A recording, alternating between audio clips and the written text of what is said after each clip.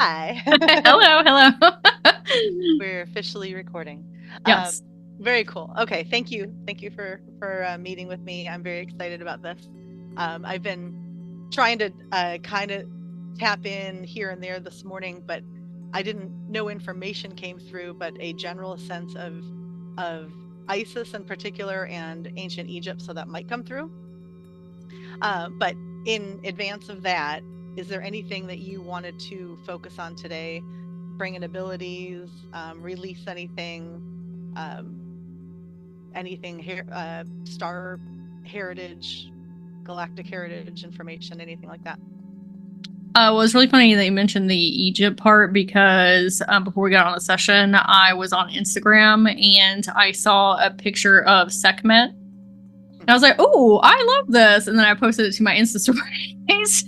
And and I had a session myself this morning, and Egyptian energy came through there too, and so that's probably like radiating in my organ now. So that's probably what you were picking up on. Okay.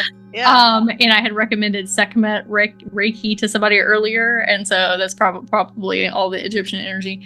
I think as far as focusing on things, I took a walk earlier, and one of the things that I'm currently releasing is control and needing to know what is going to happen in the future. And I need to be more present because that's where creation happens. And when I'm controlling and trying to figure out the plan, it's making it very heavy and dense, and me not even wanting to go after it. Then it's almost like micromanaging self. And I don't like to be micromanaged. And so there's that. And then as well as I feel that my soul mission is kind of changing a little bit here. I was having those thoughts come in earlier of I was helping people with a lot of inner child healing, and then we kind of switch over into helping people more with their soul missions and figuring out what their gifts are and the type of legacy that they want to leave, like why they incarnated. And so I'm very excited about that. But at the same time, also trying not to micromanage and control it as far as like, oh, what is this going to look like over here? But I also feel that there is a new assortment of gifts that is about to open up with these new avenues. So I don't even need to know where they are necessarily. Maybe just even like opening up my channels to receive them. Okay. Like, yeah, next. that's really all. So it's just I know that's super vague for everything. No. So like Okay. what direction you're headed in, almost like your next mission of what you're going to be focusing on to help people bring forth. Yeah, and honestly, I don't really even need like particular answers on it because my higher self is like, stop asking for particular answers because that's out of it. So I would say more so, is there anything that needs to be cleared in my channel lines in order to receive bigger templates and bigger downloads and bigger insights for that? Don't need to know the answers. Just are there things that I need to focus on or let go, or how can I make that process a smoother transition, if you will? Okay. Yes. Okay. Clarity. You're asking for clarity.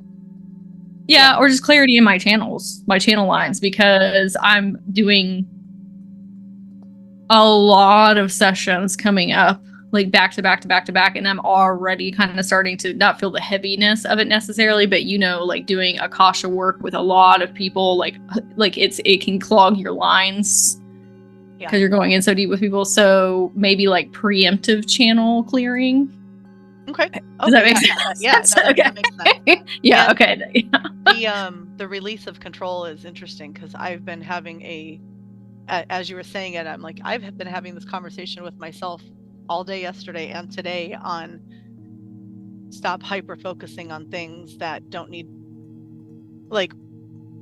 it. Whereas in the past, in order to get things going, I would pick something. I would have an idea, form an idea, and be really into it, and then I would take all the steps to manifest it and get it going, and then I would hyper fixate on the different people involved, or oh, this has to happen and we have to have it a session in this time or whatever, right? And I've been telling myself for the last 24 hours just to let it go, because sometimes just forming the idea is all that was needed at the time. And just because we're both really very productive people, you know, you and I, and I think the moment an idea comes in, our former selves feel like we have to act on it right away. And then it almost feels like a list that needs to be checked off. And that's not, that's completely getting yourself out of the flow state. And that's actually pushing it away, because the law of attraction states you just come up with it, let it go, and then let magic bring it back, you know? And so I've been having that conversation with myself as well. So I get that one. Yeah, sometimes things just have to gestate. Like when I was on my walk earlier, I had like several new ideas come in, and my brain immediately was like, okay, well, how about this, and started trying. I'm like, can I just have an idea? Yeah. Can I just like assess if I even want to do this or not? Yeah. Why is this like a whole new outfit that I'm putting on? Yeah. Right. Well, and also recognizing like that maybe that's seeing down the timeline. So maybe this new idea comes in and you are aware that it is going to happen, but then you just get in your own way and you're immediately trying to force it to happen, or okay, well, I need to take these steps and I need to do this, and like you're already like lining it up as if it's a recipe, and honestly the recipe is going to come in naturally, and then in the end you're going to create what you need to create, because you're just I think at this moment we're just witnessing the birth of it.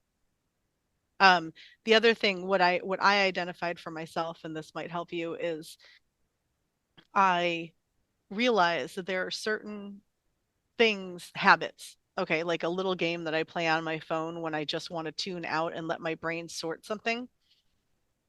Repetitive ideas come in, thoughts of people come in, and thoughts of things that I'm working on come in, and it seems almost like they are compartmentalized. And when I play that game, my brain revisits that. And last night I told myself, we're not doing this anymore. Like, you're literally just doing a habit and it's not even attached to anything. And so I'm bringing in this anxiety. And then I realized, I was like, well, why isn't this working yet? Or maybe I have to go about it a different way. And I like took a step back and I'm like, this isn't even a thing. Like, this is just something that you're used to think. You must have been thinking about this before. And now every time you start to play this game, this idea comes back in, and it's not something that needs to be worked on, I guess. And so you might find maybe when you birthed an idea, it was at that spot on your walk. And the next time you're at that spot on your walk, that idea might come back in and it might start bugging you, making you think, oh, we haven't fixed this yet. And you have to tell yourself, wait a minute, this came in by association. We can just put this back out into the ethers. We're okay. So you might discover when these things, because then I realized I immediately was coming up with these like, oh, this isn't working because I'm pushing too hard, or if I'm annoying myself, I'm probably annoying the other person with this idea. And then I was like, where is all this coming from? So I don't know if that might occur to you when something comes back up, like, okay, wait a minute, this is only happening because I was thinking about this before in this exact same place. I don't know. That two things you said very much resonate. One, the recipe. I really like that analogy, because prior me needs the whole entire recipe at one time, so I can look over the whole entire thing and then make sure, right? And the way that reality is functioning now, which is different from what I have experienced in the past, is we're taking it line by line. Yeah. And that is like, no, I want the whole thing. Okay. The second thing that you said, which was very much in resonance, is a habit that I have formed associated with a feeling or a thought pattern. And you just helped me realize, because I have this, I have accumulated this OCD tendency to constantly open my Gmail app, like constantly open my Gmail app. I cannot stop myself from opening it. Right. And you just helped me realize, me opening my Gmail app is me trying to get new ideas. Mm-hmm. Because if I don't have the things that I want in my Gmail app, it means that I need to be doing new things. And I'm also going through a lesson of it's okay to be bored. Yeah. It's okay not to have a million things going on. It's okay to rest. But I'm caught in this cycle loop with the Gmail thing and the thought pattern. So you just help me figure out why that is. Like I couldn't. I was like, you know what? It just is what it is. Like I'm just gonna do this habit until I figure out like where this is coming from. And you just help me to sync those together. Oh, good. Okay. I'm Yeah. self-sabotaging myself though, because if the things that I'm looking for are not in my Gmail app, then I'm not good enough, or I'm Yeah. not doing enough, or I'm not being enough, or obviously my ideas are not correct, or like all this stuff. So like it's keeping me in this perpetual cycle. And so you help me link those together. So thank you. So now I can be Yeah. like, hey, oh, we're actually not going to open that app because Yeah. it's not Good. helping us. This is keeping us in this loop. Okay.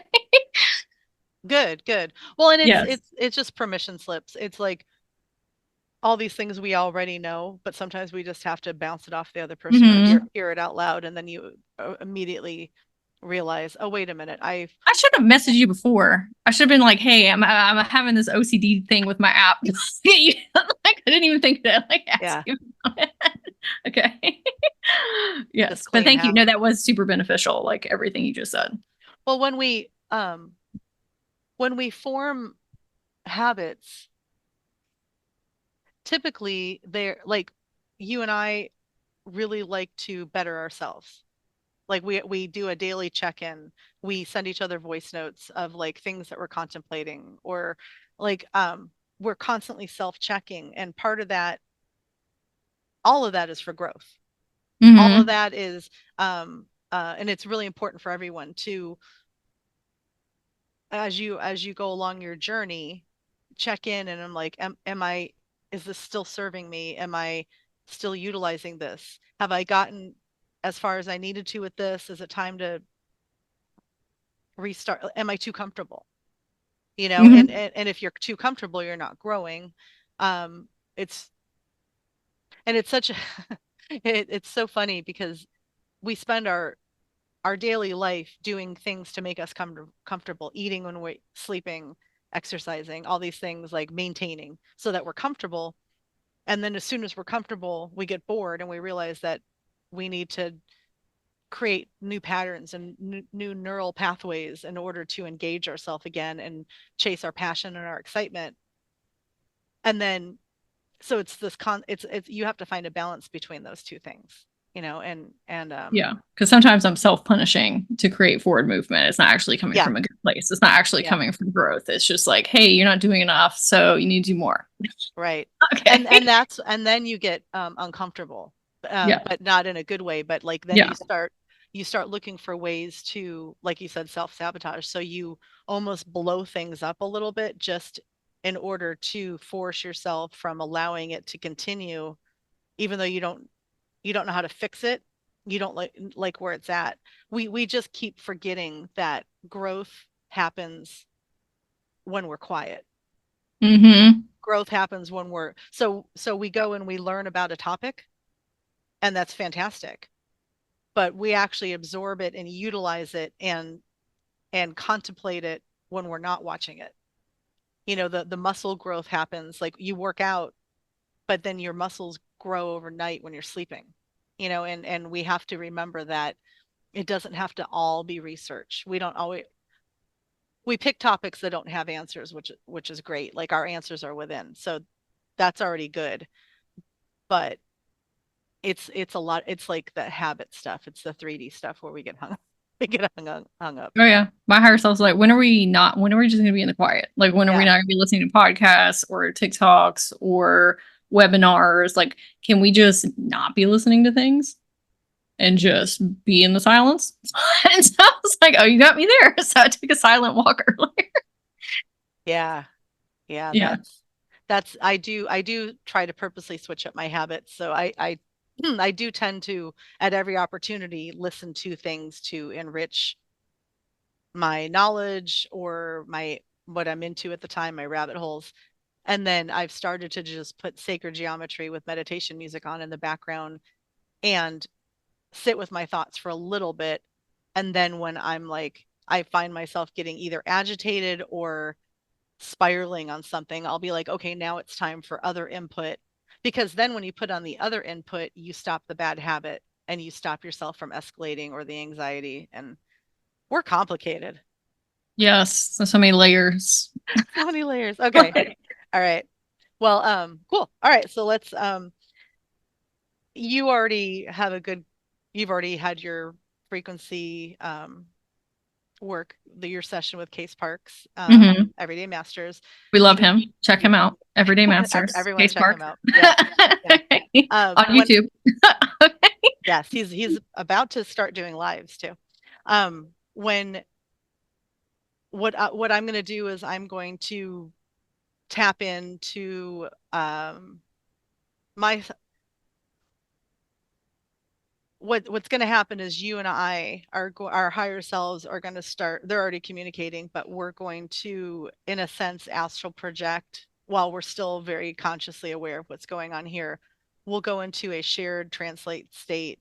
I will do light language and frequency work, and you will receive and feel sensations throughout your body. If we go, I typically go through the chakra system. Very often, it won't just be one, it might be two at a time. It usually doesn't go in order. When we're in those centers, you will probably feel a focus on that area of your body. And then also a lot of sensation in your crown, since it'll be open in order to receive information and light codes and energy. Cool. So if you want, you can pull the frequencies in with your hands initially on your own, just to get the sensation started. I always teach people, the way Case teaches people is you can envision a tiny hook in the middle of each palm and an invisible string in between the two of them. And if you place your focus and move one hand and you keep your focus in the palm of each hand, you will typically quickly feel a sensation between the two. You should start to feel the movement of the other hand reflected in the still hand. Often it's in your palm, or just your fingers might start tingling, and sometimes the sensation's on the back of your hand. Well, what I felt is these two giant anchors that locked into my hands and were creating an energetic cord that twined in with one another and then went up into the ethers and created a flower of life anchor into the ethers. That's what I felt when you did that. Yes. All right. That's cool. It said, okay, get ready. Okay. With all the different sacred geometry that I see, the flower, I always go back to the flower of life. I believe that one must be really strong in my energetic signature. Mm-hmm. And when I was, I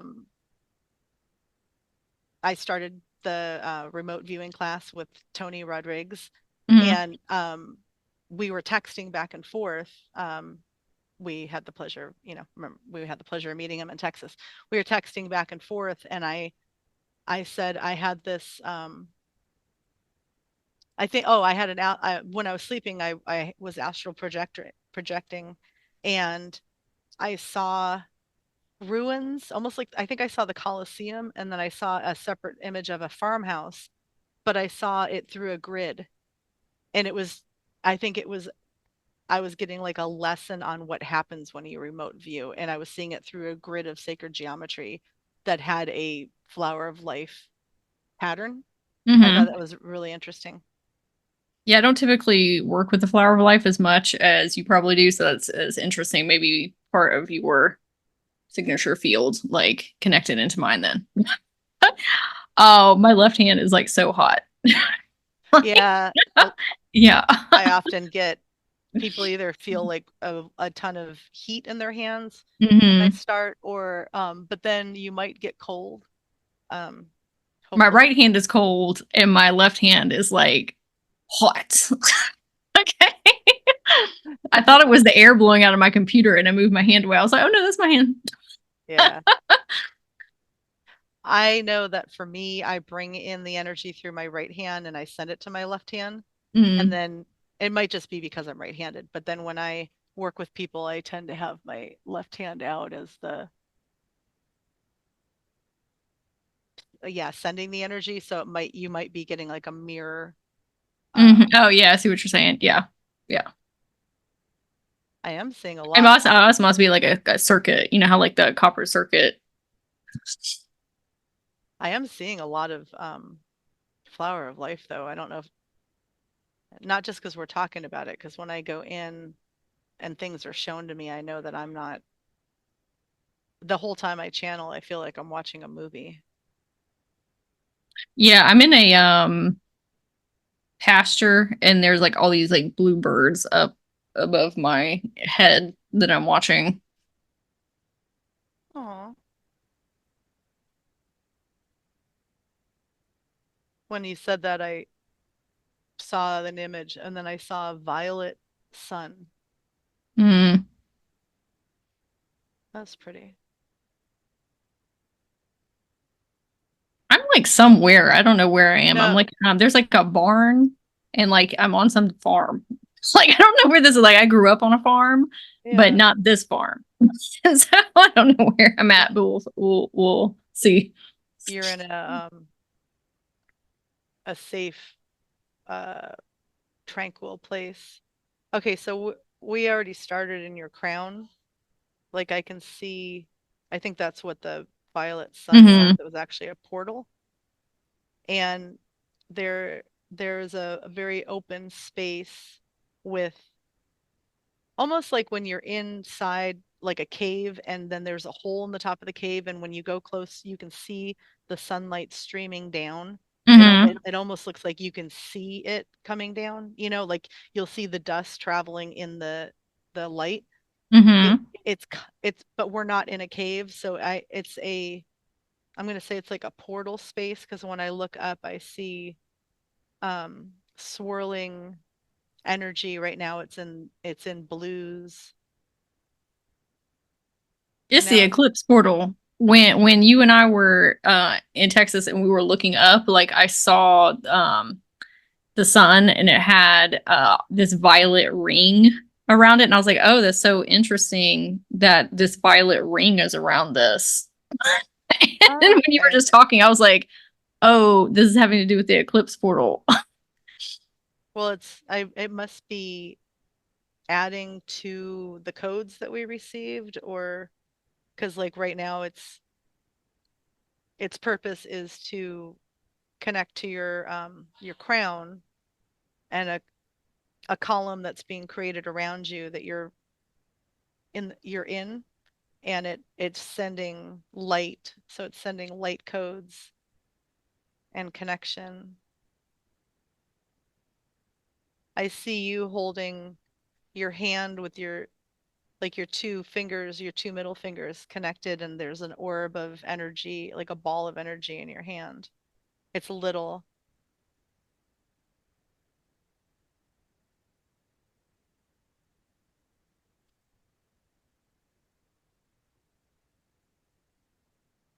It kind of levitated up. Let me see. That was interesting. On the side, on my side, when I was looking at the orb, it turned into a spider, and the spider has not given me the message yet, but I will relay that when she does. Okay. Okay. Oh, well, she's probably going to spin a web of sacred geometry because all their webs are sacred geometry.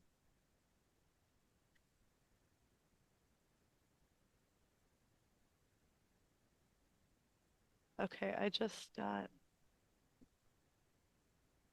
a deity. That was interesting. The who's the crocodile Egyptian deity? Oh, Sobek. Yeah, I saw her, and then it immediately went to Ganesh. So I I get love both of them. So that might be why too. The spider said that I need to start working in the astral realms while I'm sleeping again, because I had even forgot about that, because I had spoken over my energy body that I will not be doing any more astral traveling at nighttime because it was exhausting me and I was having a difficult time channeling for my clients on this plane because it was so intense while I was in the astral during sleep. And I had completely forgotten that I had turned that off. Well, you by turning it back on, you're going to get all that new information of the clarity that you're looking for. I think you're right because, spiders are representative of, cosmic knowledge and things of that nature in dreams. But my channel capacities were not at the capacity that they needed to be in order to be doing this type of work in the 3D and then also doing like astral work. So she's saying like, hey, let's revisit that and open that back up. And you are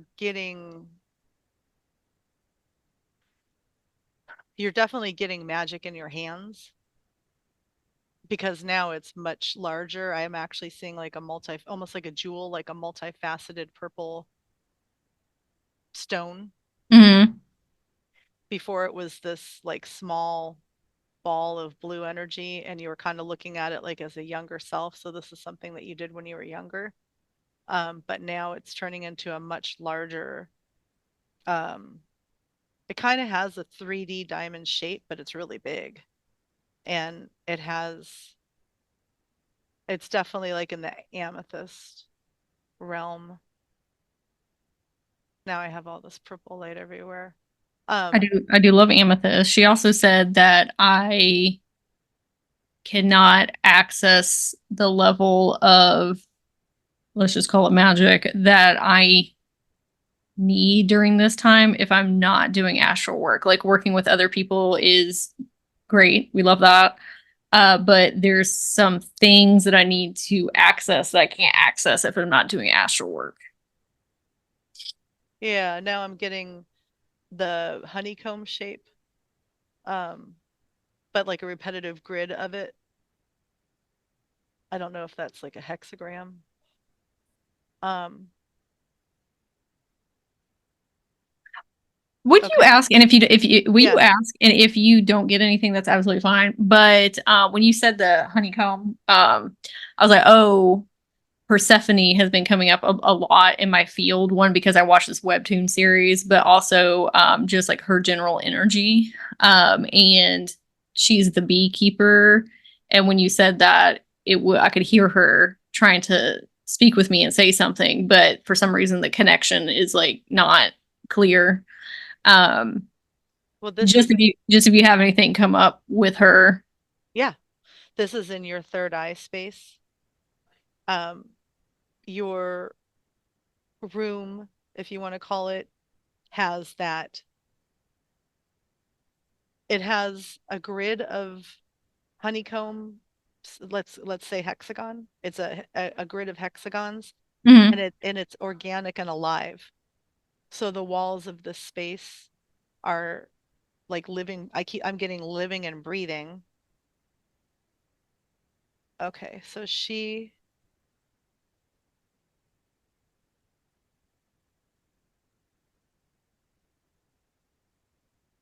has headphones on. Oh, that's why I can't hear her. Will you ask too if those hexagonal cubes are timelines?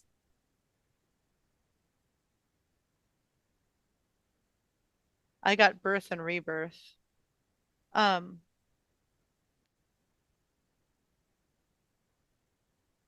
okay, hold on. Like she's ready to jump out of here. So, there's a space at the bottom of this room. So this is almost like a treehouse. Like you can go up into this and be in Mm-hmm. this, but there's a way out in the ground.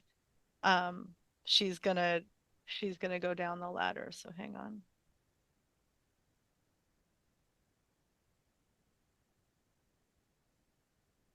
She has all this like beautiful red, like light red hair, kind of wild going everywhere, and she's wearing a lot of white flowing clothing. We love that. Beautiful. I just said to her, girl, why are you being so elusive? Yeah, I think well, I think she's kind of your behind the scenes guide. Mm, Let's see what else. Because now she just sat down next to you in that pasture. It's a regular sun now. It's not purple anymore. Like you both are just sitting next to each other, ready to have a conversation. Oh, the honeycomb walls also give off a bee frequency. So the buzzing is really um you you can go up in there to do repair on your neural pathways, and it helps with remembering who you are. It helps reconnect you, but it also balances something in your oral field. And that's why she had headphones. Oh, okay. So that's why she had headphones on, because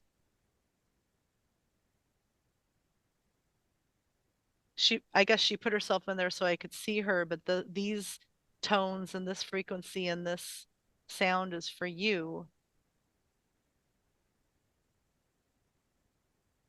And this message was important for you to get, so she showed up here, but then she went down because she doesn't have the headphones on now when she's sitting next to you. okay. That's so funny because as of recent, I used to be petrified of bees, like so incredibly scared of bees and wasps. I used to get stung when I was a kid, but that was also because I would be freaking out and running around and like getting them all Yeah. amped up and stuff. And recently I have been attracting so many bees that just fly right in front of my face, and I'm sitting there having a conversation with them, like, telepathically. And Yeah. so I was wondering why all of these Well, bees were it's just in my face all the time now, just like like like sitting there like looking at me. it's funny because there's no bees up here. It's Hmm. just it's just this almost like a round organic room that's alive that has the grid, and Hmm. it's a like an iris flower. There's a lot of blues to purple colors in here, and it's this chamber where you can receive their tones, and their vibration of the buzzing helps repair, and it also helps raise your vibration and your frequency. But this is very deliberate only for you. It's so funny because anytime that I was talking about like neurodivergency, I would always refer to it as the bees in my brain. Like, obviously, there's not bees, like, it's just the Yeah. honeycomb structure. But that's so funny because I was always saying the bees in my brain are buzzing, are really buzzing today. Okay. Love that. Okay, definitely gonna go back in there, in the future to do the tonal neural repair. Yeah, because you just go in there and it's like a sound chamber. Hmm. It is in your third eye. It does help. Typically, I would see more about like connection and intuition. This is a like a live network where you go in to kind of get a break from everything and do repair. It's like that echo chamber that we talked about with Yeah. the other person's. My head is like buzzing so intensely. Like, it is like so much pressure, not in a negative way, but like since you have brought awareness to that, like the tones in there, I can literally feel it repairing the pathways in there through like I can viscerally feel and experience like what you're talking about. Like I can see it happening. That's cool. Yeah, so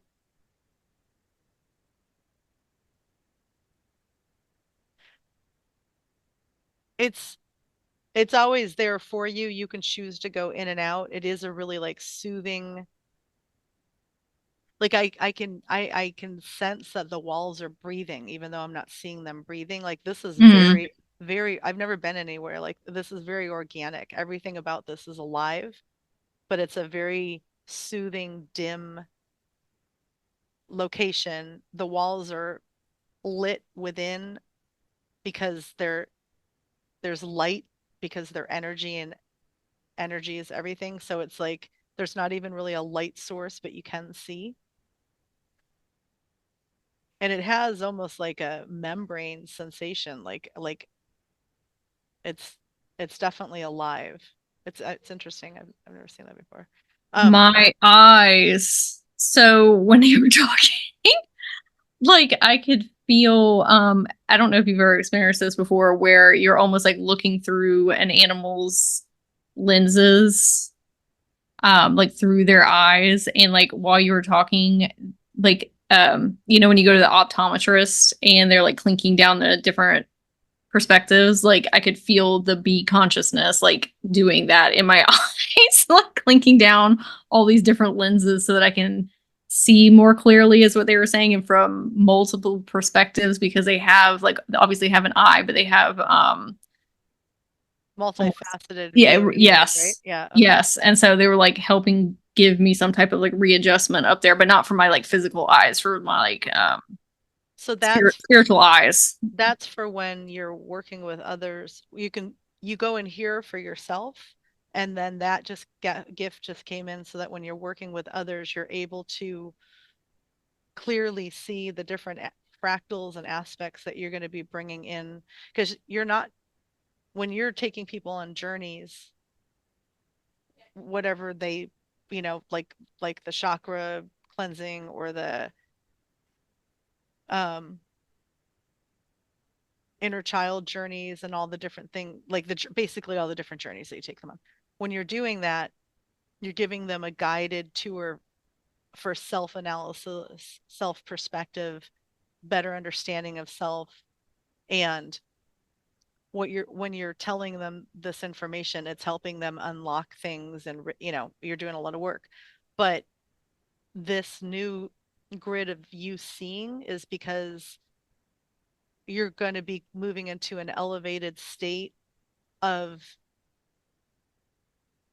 healing in a way that you've never healed before, because you're going to be removed from, it's almost like you're going to see all these mini movies or things happening all at once,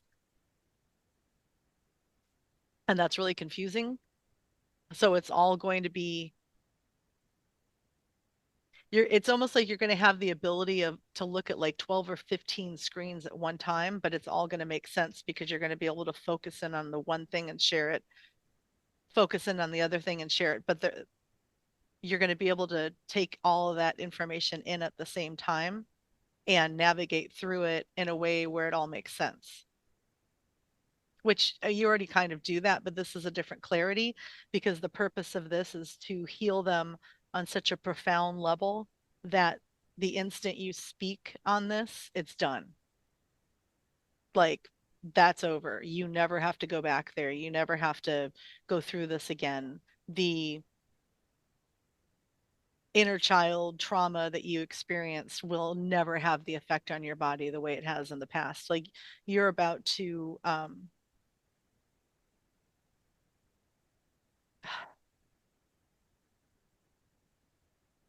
it's coming in. I can see your hands towards something, and there's like a big.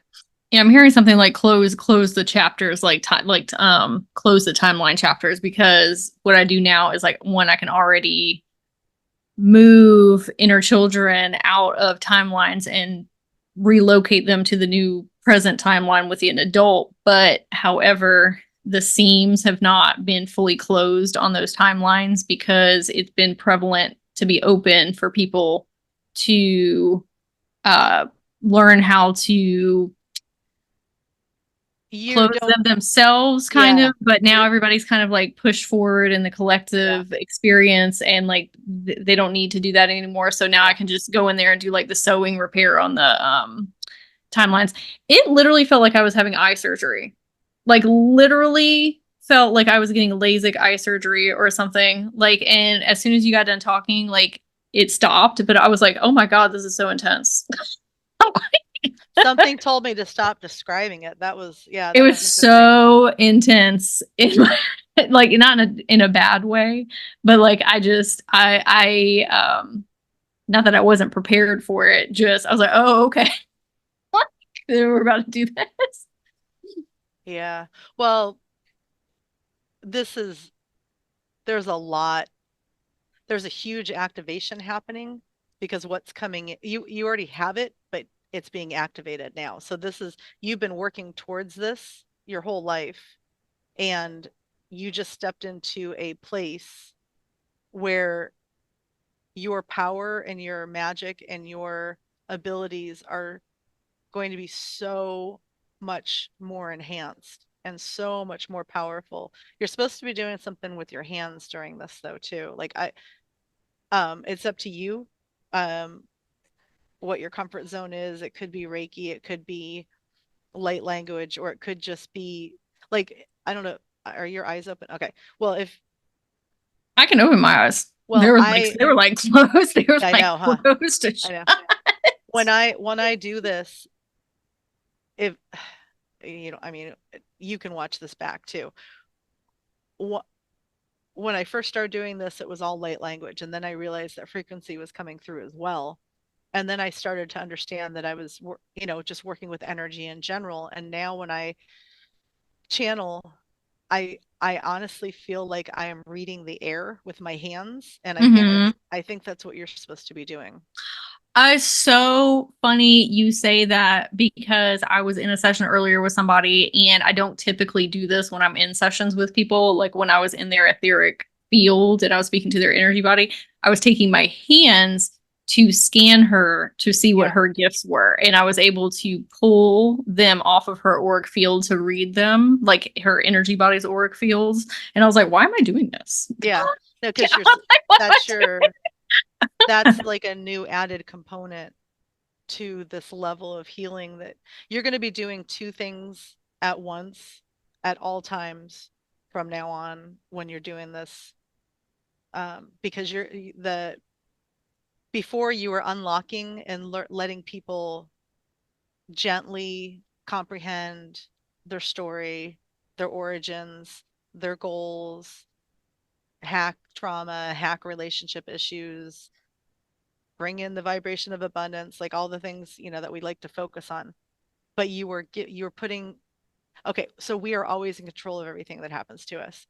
You were putting everything in their hands because we as healers understand that we're conduits and this is all you.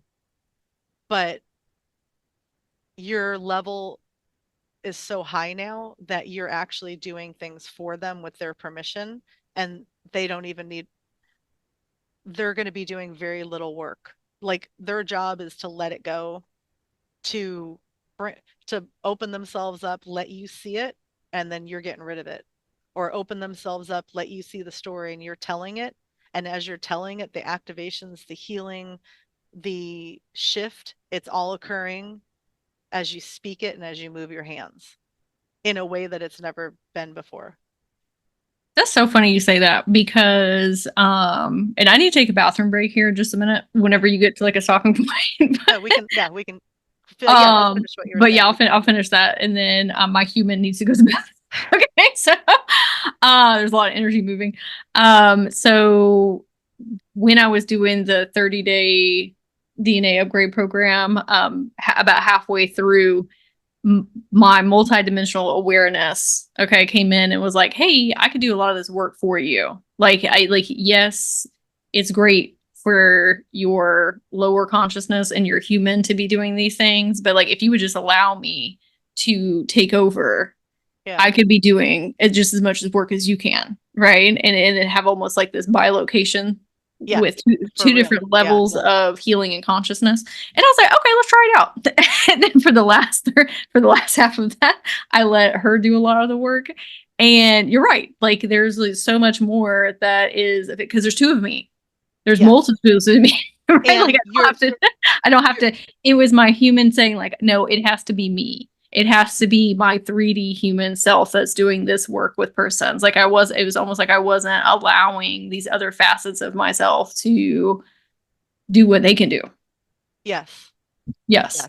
And also you're you're always coming from a place of being fair, of being kind, of being gentle. Like I'm here to stir this up and give you all these things to work on, and now you're going to do the work. But those the people that are going to start coming to you are going to be on a much closer to your level. And so the adjustments and the shifts that you're going to help them make are going to unlock their gifts in a way that like they've never experienced before either. And so all this work you've done up until this point has gotten you to a very high level, but this dramatic shift that we all just went through puts you in like higher sounds, like in an elevated state, like your abilities and your um magic is just so much stronger now that you don't have to you don't have to go in quietly anymore. I have been noticing a shift in what I am perceiving in others with gifts that are outside of kind of what we have in the collective right now, like pulling from different places in the cosmos and the galaxy where these gifts have not integrated into the collective yet. And so I'm finding persons who have these like new abilities that haven't been seen before. And then like you're saying, like kind of key unlocking and saying like, hey, this is what you got going on. Okay. Like, and this is how you can start to develop this. So I can see where that's starting to come in. That's kind of what my higher self was saying too. Like, hey, we're about to kind of switch it up and getting into soul mission and very specifically with spiritual gifts. And so maybe that's what I'm going to be doing. Yeah. So, yeah. Okay. Yeah. If you don't mind pausing for just a second. Absolutely. Absolutely. Okay. I will figure out how to pause and go right ahead. Okay. Right ahead. Okay. BRB. I found it. I found it. Yay. Go me. Okay. What are you drinking? What's in your cup? I was like, are you drinking milk? No, it's like it's my cacao drink that I make in the morning, and then I always save a little bit of it, and I add chia seeds and a few other flavors to it. Yeah. And I make a taller iced version of it. That makes more sense. I was like, now you just drinking a whole glass of milk. You're like, what the? I know it looks so weird too because of the chia seeds. Yeah. Coconut milk. Yeah. Okay. Right when I walked back in, I noticed that the projection on my wall, because I have I started with sacred geometry and then I went to Isis. It shifted and now it's a giant phoenix. And when I left the room, I wasn't looking at it, and I was seeing a fairy type person, energy, fae, like a fae, but she was very elongated, almost like a symbol that turned into a person. And I don't know how to describe that better. And there was a lot of gold and a lot of like oranges and gold and like kind of sun colors. And then when I walked back in and I saw the phoenix, I thought that was interesting because it might have been like a fairy version of a phoenix. Like I just saw her kind of like going up into the atmosphere and rising above and kind of like owning her like owning her power, but in a very independent and like youthful energy way. I don't know. It's so interesting that you saw because I had that session yesterday where I went into somebody else's energy field and I voice noted you about it, but I had to call in a phoenix. Oh yeah. to help assist me with something. So that's interesting. But also to kind of like flex power a little bit. So that's very interesting that you synchronistically saw that. That's right. I forgot. That's right. Yeah, I forgot, but now I remember you telling me that. I just thought it was really interesting that a phoenix was up there because that is not what we started with, right? That just came in. Excuse me for just a moment. Oh, you're fine. Okay. Okay. Oh, okay. So one of the biggest, not that you need the reason or the purpose, but it helps to hear it. You are going to be working. Now is the time, after this big shift that a bunch of us just had, maybe because of this, maybe the solar eclipse was the last instigator of this shift because it hit our group. We all had individual, really profound physical experiences around the eclipse, and so we all collectively understood that something happened, right? Mm-hmm. It was like a catalyst or an activator for a final. Something came in so strong that it actually physically shifted us. Now I'm seeing that grid again, like I'm seeing all the sacred geometry grids. Um, the we are at the beginning. We remember how to do this, so we already know what to do. But we are officially at the beginning of the new Earth. Oh, got my whole body just lit up. So this is like, we've known that we were splitting, but I'm pretty sure we split because I don't even see them. I barely see it attached at the bottom. Whatever I'm looking at is like creating a V, like the the shift apart is almost completely done. And so this very physical, powerful last agitator that shifted people was forcing them to choose. And so those who are chosen to stay behind and keep being a long time human, keep coming back, keep working in the 3D, that's fine.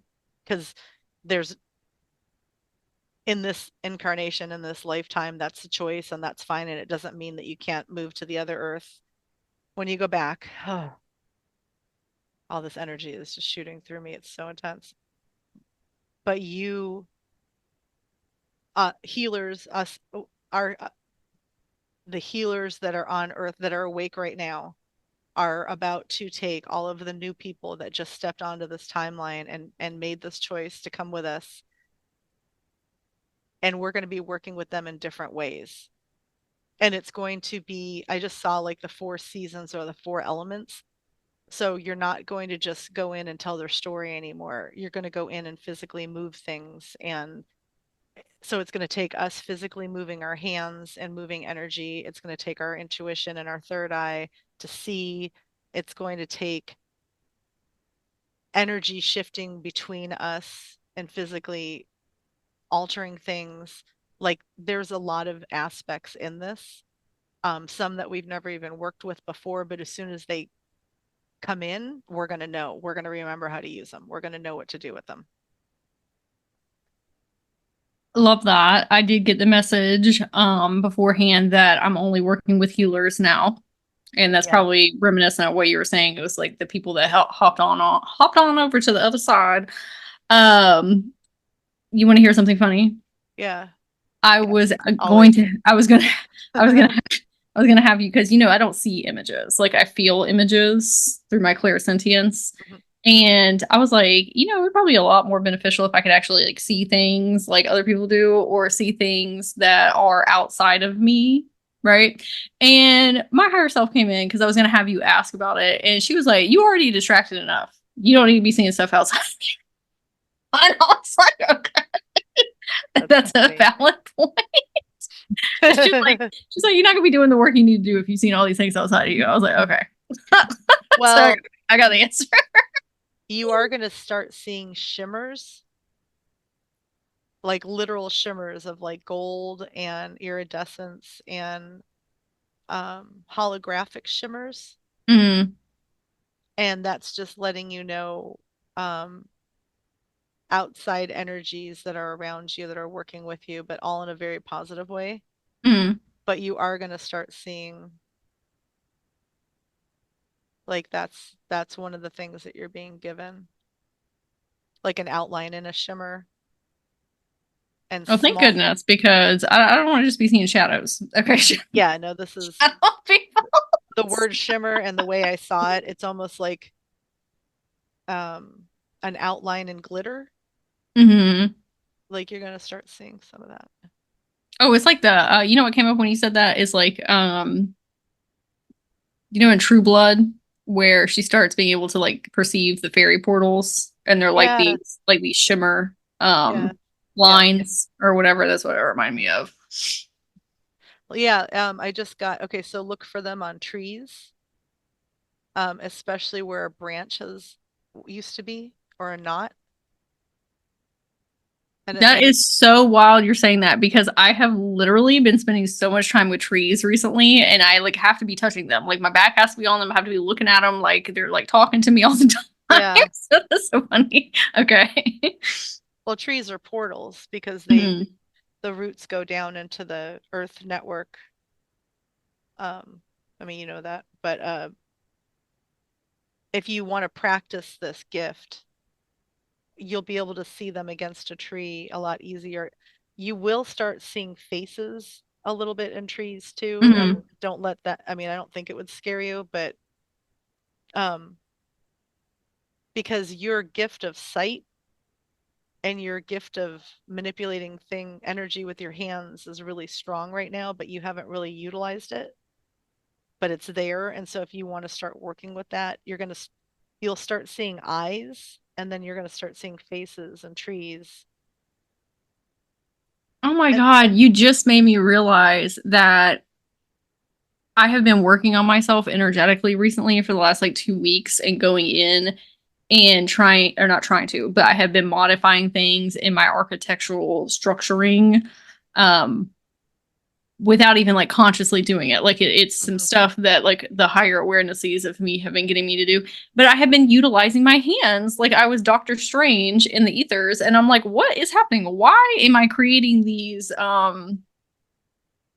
geometric patterns and creating these webs and like doing all this stuff? And I was like, okay, well, I guess it's just something new. So Yeah. that totally makes sense. Okay. Um, Sometimes just speaking it into existence, like what I just told you isn't a suggestion. It's you, well, you just said you're already doing this, but now you're really for real doing this. Yes. That Like, just like so there's like clinked in like so much. You saying that. it doesn't have to look like the way I do it, but you can definitely do everything that I do. You've Well, just are they asking me to do it with my physical hands or my etheric hands? Your physical hands have a lot to do with it because the more you start shifting energy and moving things, that helps. Like the whole, okay, so without fully knowing what I'm doing, the whole time I've been working with you, my one hand is just moving around energy, and then Mm. my other hand has been doing light language. So it's like I'm manipulating codes and frequencies and unlocking things and moving things, and then my other hand is um I'm breathing uh let's see, codes. Okay, let's just say it like this. It's almost like I'm reading a language, or I'm creating a code, and then it manifests, and then my other hand is working around this energy ball that is created from the code that I'm reading, right? And so Hmm. and now I just got cuneiform, which is one of the original languages that they would put onto the stone tablets. Um, these are all codes, and there's a lot of unlocking and activating that happens, and it is a physical thing that you're going to do with your hands to manifest these into reality, because maybe when you're meditating or driving or watching whatever TV, it doesn't have to be this big like important thing where you light a candle and incense and all, like you can evoke this at any time. um in the beginning, if you want to start while you're meditating and it's quieter, and actually like get a really good idea of what you're doing, because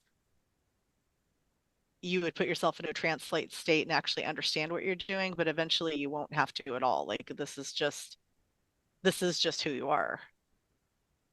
Well, when I was back in my rave days, okay, I was doing light language before I realized I was doing it with my hands. And then I got really into it. And I would do like all types of lives and like all this stuff and like moving my hands you know, and like I know I don't need to necessarily know what I'm doing. I just knew it was Yeah. working, right? And people loved it. It was great. I loved it too. And then it just like stopped. And I was like, okay, well, that'll swing back around if I ever need it, right? But when Yeah. you were talking, and if this is something that you get any information on, great. If not, that's fine too.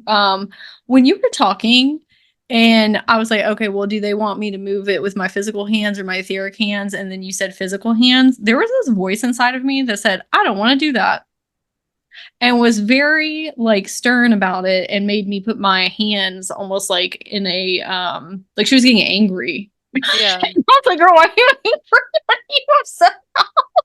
And she was like, I'm not doing that. And I was like, okay. And I was asking her if she was embarrassed Yeah. to do that in front of people but I'm not though, because I used to do it all the time. Yeah. So I You don't don't exactly know why she's angry. you can do this alone. She's angry because she used to be forced to do it in the same way that like the Oracle where I think it was always women would sit and breathe in the ethers that was coming up from the ground and Oh, then with the channel. Delphi. Yeah. I don't get, yes, exactly. I don't get Delphi, so this took place somewhere Yeah, else. something else. But Yeah. you were your gifts were known when you were really young, and so you were placed into this sect Okay. and made to do made to receive information. Like you were forced to do something that came natural to you, and so um it's this is sacred and you were forced to use it, and so it was you had no control over it. You just made me remember something. And how interesting. And yeah, I'd be angry too. Yeah. Yeah, no, But I'll talk to that's her about over. that.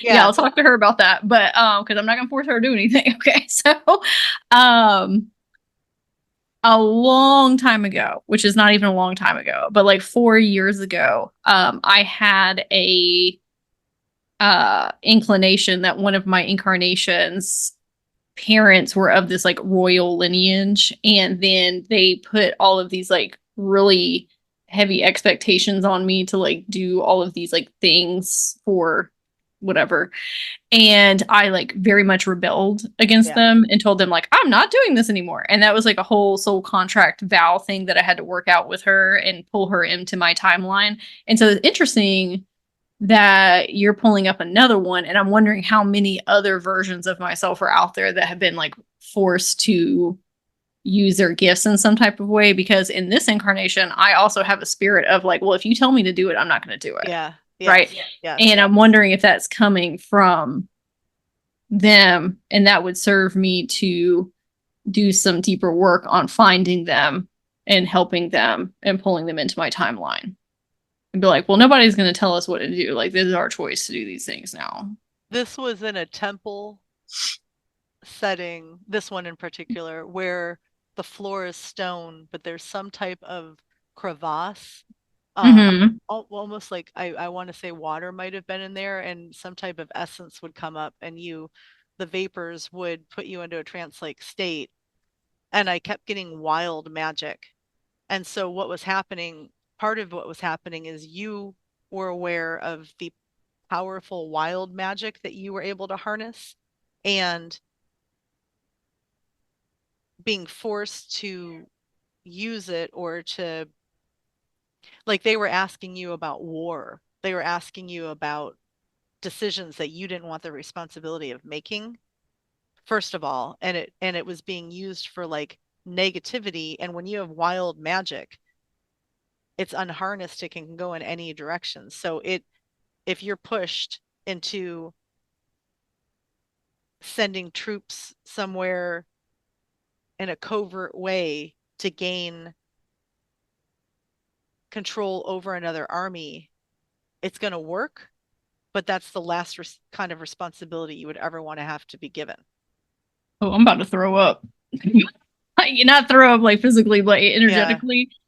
I have to tell you something. So this, hopefully this is not a spoiler for anybody. If you're watching this right now, it's gonna be a movie spoiler. Okay, so you can skip forward. But we won't even say what it is. Okay, so I was watching this movie a couple weeks ago, and there was this person who was found to be an oracle, and then she was forced to become an oracle for this sect of people, and it was underground, and there was a crevasse there as well, okay, that held a lot of water, and vapors came up from it and all this different stuff. Okay, so they were basically like, if you don't do this, then we're going to harm you and your son. Okay. And she was like, okay, well, I'll do it. And the reason that they wanted her to do it is so that she could participate in the war. And that was so incredibly triggering for me. And I didn't know why. Like, so triggering. And that makes sense now because I was basically seeing what happened to me in this other timeline.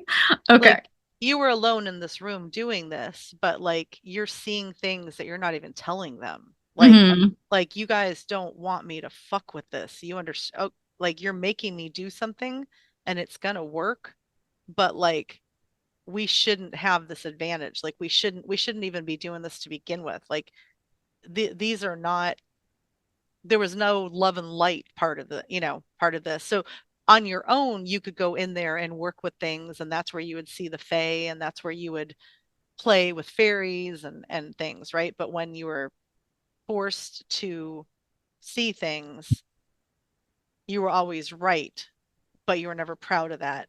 While you were talking, a burning cross came up, and I saw you burning some type of religious persecution from the past.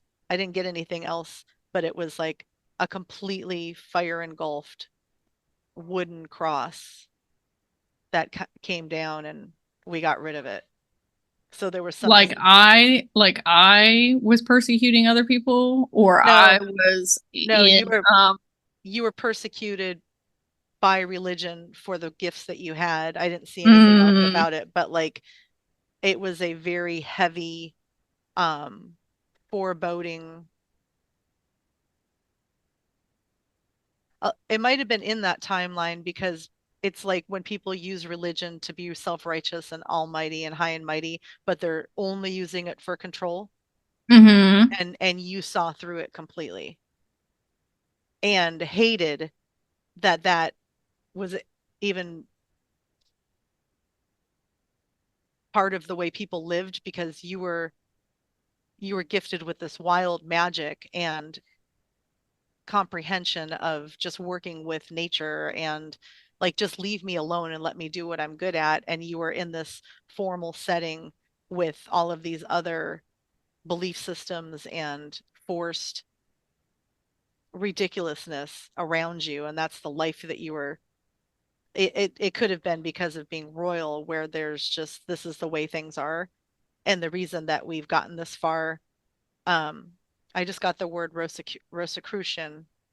That's not a negative, but that is something associated with ancient. Okay, that's never mind. Oh That's my God.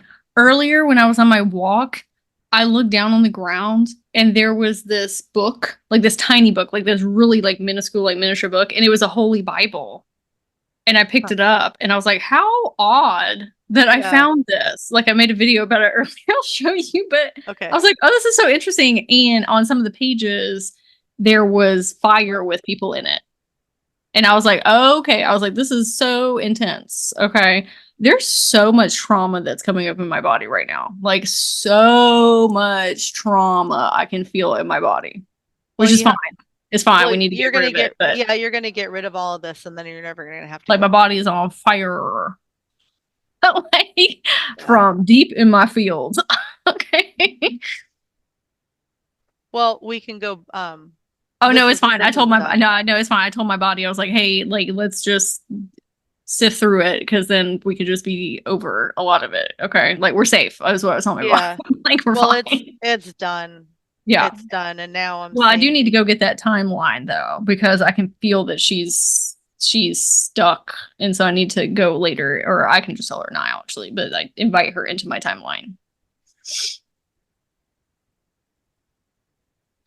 She walked into the room that was in front of her, because she's in a darker place when she's looking at that crevasse in the stone. ground. It's in a temple or a castle though. And now she walked out into the room that's in front of it that she was kind of seeing from a distance. And there is a big round, I'm gonna say pit. I don't know, but it looks like lava is in it. And she's like walking around it. Okay. It's just like a big pool, and it doesn't have any evil feelings around it, but it's some type of energy that was harnessed in this place. It's been that this family has it's like the center of the effectiveness that this family has, almost like um the rich families that have Yeah, been. like the core spark or something like Yeah, that. Yeah, yeah. She does listen, she said, what if I just throw myself into that? And I was like, not the intrusive thoughts. Don't do that. yeah, yeah, Don't do yeah. that. No, she's walking around it looking at it. Yeah. Oh, well, actually, she's looking at it like you have no power over me. Mm-hmm. Like this energy center really is just what you make it. And so you can harness it for good, you can harness it for bad. It's unusual, it's one of a kind. It definitely made this family seem like they had some kind of connection to God or whatever, but it's just a pit of energy of Mm-hmm. like lava. And it's interesting. It's cool looking. But Yeah, they probably programmed her in some type of way to make her think that it had power over her. yeah.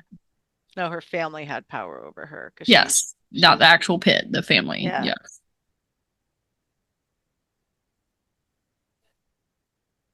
There's there's reptile, but like cute little bearded lizard type reptiles coming in now. So I don't know if they're just in the place where she lived. Okay, so now you're in a elevated, like a tower type environment by your choice that has like a rounded, like a porch area that you can actually step out onto. So it's like attached to the building, but it's outside of the building. You step out onto it and you can see. So you're in a tropical location. So even though that really felt more like Game of Thrones, now Mm-hmm. now that I see your environment, you're actually in a like a tropical environment. And I think that's where the lizards live. I mean, this might I'm getting like Incan, so this might be Peru.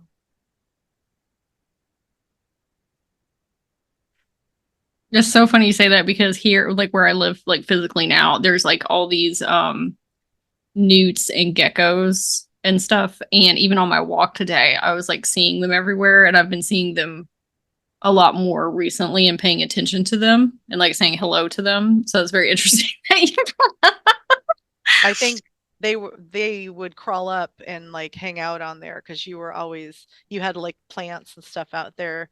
You were working with your wild magic in a way that people didn't understand, and so Mm-hmm.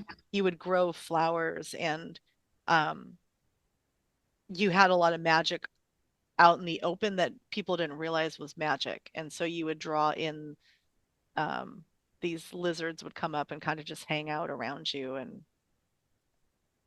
they would be in your energy, and they would almost. Oh, go ahead. Yeah, no, you go ahead. This is making a lot of sense because I have been doing people's energy readings and stuff, and sometimes there are things that come in that I want to relay to people, and typically I do, but it's almost like I like watering it down because it's so vastly outside of what is in the collective right now that sometimes I'm worried about, and unconsciously I think or consciously worried about being perceived as like wackadoo even in spirituality. You know what I'm saying? And so like I'll water it down for people. So I'm not like, hey, let me tell you about all this stuff. And they're like, what are you even talking about?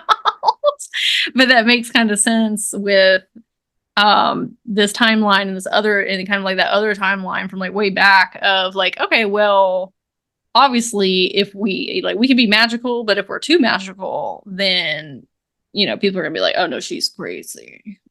Yeah, yeah. Or try and harm us. Well, you don't, I you mean, didn't, yeah, you didn't want the, it, you were, you didn't want to share everything about yourself because if they knew that you were even stronger, then they realized it, it could get worse. But it was, you were so magical that you had to act on it, but you did so much of it in private because that was your chance to be authentic. And when you were forced to do stuff because of your family, you felt it was effective, but you felt inauthentic because you were being used. So, okay, as you were talking, this is totally different, but a huge angel appeared. I rarely see this. A huge angel appeared, and then they kind of came down like I was facing them, and they almost look like a sculpture. They're very still, but then when they got down low, I saw their head go back. My head went back at the same time, and I saw all of this energy leave through their mouth, and I understood that that was them coming in to work with you, but they actually had to let some of their by they had to lower their vibration or frequency mm, to get to where we are to be able to be here. And I just saw that transformation take place. But you just had a huge, feels like a female angel come down to work with you um to I think it's Holy Amethyst is whom I was hearing. yeah, because you're not gonna be you're going to be valued and respected for all of what you're about to do. You're not going to be like all that is over. Like we are stepping into such a new version of okay, it's not new. We're remembering who we are and who we were thousands of years ago, and that magic is coming back in all of us here. And it's going to take some we're used to it. It's going to take some getting used to for all the other people, but they are not going to be as surprised or they're not going to be afraid. They're going to be so grateful that someone knows how to do this and can help guide them because they are starting to fill up with it and they don't know what to do. That's what my higher self was telling me on my walk. She was like, "Girl, stop worrying about all that stuff. Like, we're not even in that reality anymore Yeah. because there's some stuff from the old timelines that I lived in this incarnation that we don't have to get into in this recording, but some things that happened when I first woke up that caused a lot of disruptions in my reality because of my magic coming in very quickly, and there's still some facets of me. They're like, well, that's going to happen again. And I was even having a conversation with them earlier, and I was like, no, like it literally can't. Like we're literally in a completely different reality scape with like there's absolutely no way that can happen. So Yeah, no, I was you're trying to so explain beyond that to that. them earlier. Yeah, there's like no literal way that could happen. Well, Okay. you're a leader this time. So you're so supported by others who are like me and others in our group that are aware of this being real. Things that are about to happen to people are going to be so real, they are not going to be able to dismiss it. And then Yeah. they're going to find you who knows how to use it. Um, while you were talking, you were getting a throat unlocking activation in your throat chakra, which does two things. It helps you speak your truth, but more so, it helps you bring the magic that you're perceiving. It helps you speak it into existence as well. So um, Mm. it our unlocking our throat chakra isn't always about talking. A lot of it times it's about um, being able to read something, being able to Mm-hmm. being able to turn knowledge and information into something that you can use here. And it was funny, right at the end, I saw a giraffe, like a cute giraffe, and I was like, what did that come in for? And then I realized that they have a really long neck. So it was like an expansion in your throat chakra, and that was a cute symbolism that I got at the end. I have this book that I have been reading, and today I read it's a very activating book, and it has some like real old magic stuff in it.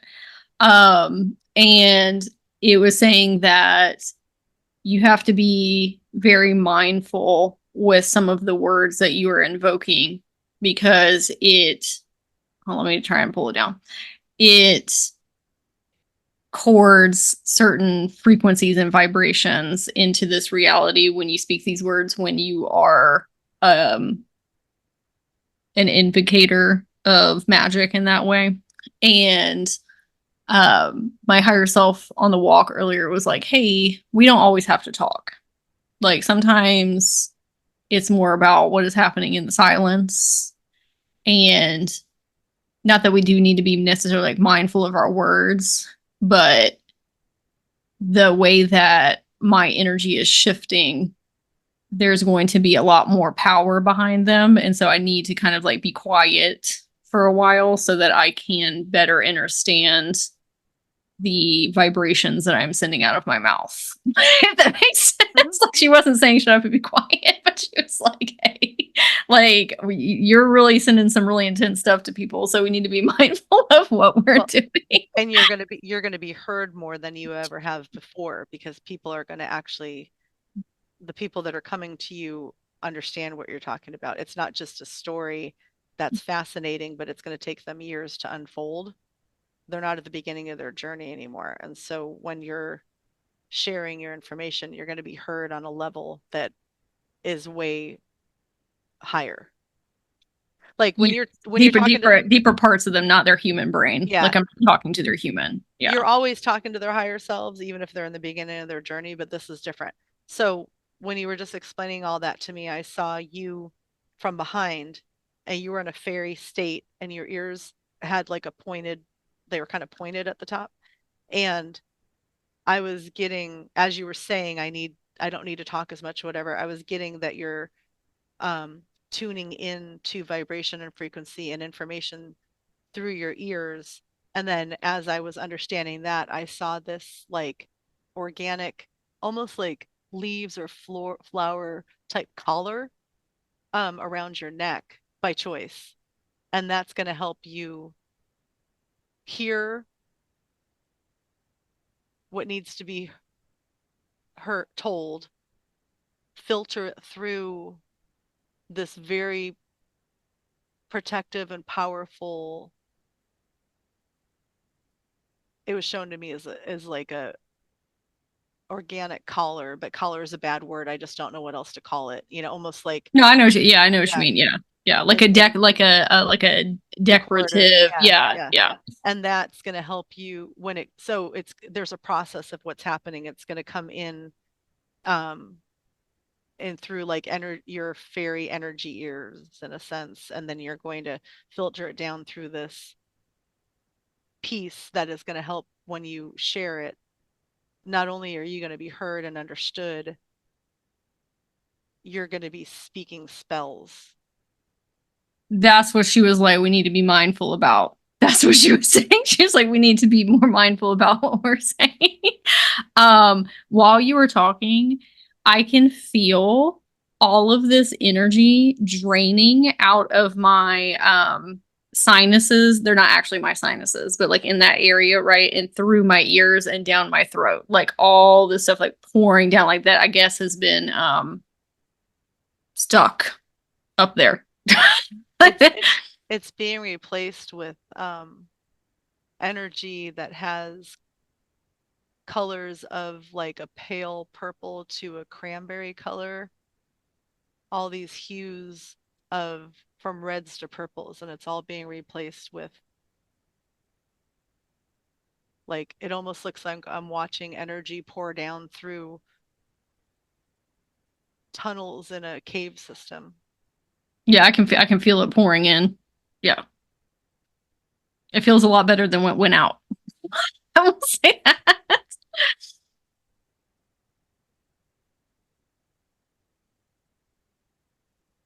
I also asked her too if I can not turn the necklace off, but if I can like Oh yeah, okay. it's part Like of a cape. It's part of a cape. yeah, I need to I was like, I need to just be having regular 3D conversations sometimes. Okay. Like I need to like not be doing that. So like, she was like, yeah, you just turn it off. Well, this is a place when you go into channeling. Yeah. Yeah, that's what she was like. This is Yeah. only gonna like be active like while you're channeling and stuff. So I just saw Where the Wild Things Are. mm-hmm. You know how he has a crown and he Mm-hmm. has all the like, I just saw a situation like that where you get to go and just play, and you're around all these other things that you don't look like them, they don't look like you, but you get to go there and sometimes just play and like practice your magic and just let it I've go. been there before. I know exactly what you're talking about. Yep. Yep. You can just be yourself and throw your hands out and energy can fly off. It's not going to hurt anybody. It's not going to, you're actually entertaining them. You guys are all laughing together. It's very just fun and kind of frolicky. Okay, so we went down to your solar plexus, and that's where you're going to, that's where everything's ending up that you need to get rid of. Probably all that masculine energy. It just feels really, really, really intense. Yeah, Like, like tight and like yeah. so all the processing and everything, I guess it had to end up somewhere. And so It's it's, probably why my stomach has been hurting and upset for the last like 3 days. yeah.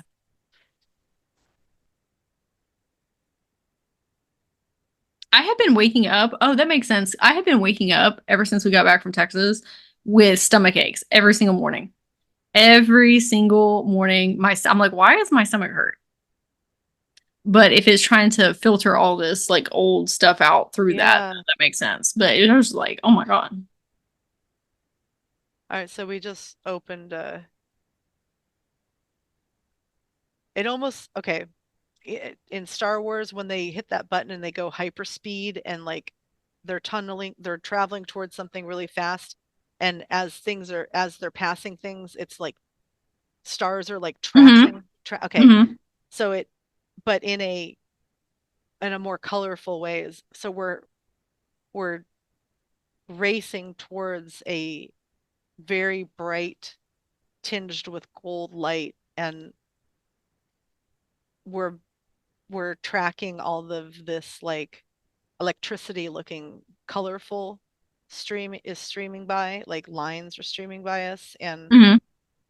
that's where you're going to take all of this and leave it because it's just going to disperse into the atmosphere and it's not going to matter, and we're out now, and now you're just floating.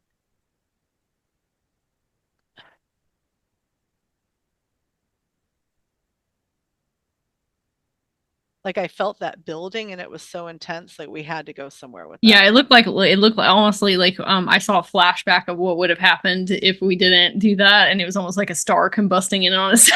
Yeah, And it was like, okay, yeah, we definitely need to like get rid of that. it was nuts because it was like really intense. Like, I just felt like this crazy frequency, and then all of a sudden a rush forward, and then as soon as we got out it was like and now we're just floating. And now I see like a Buddha, like you're sitting in like a Buddha position with your legs crossed, and there's just gold light, some orbs floating around. And you just brought in a huge wave of abundance by doing that. You just Well, moved we love into that. a really, really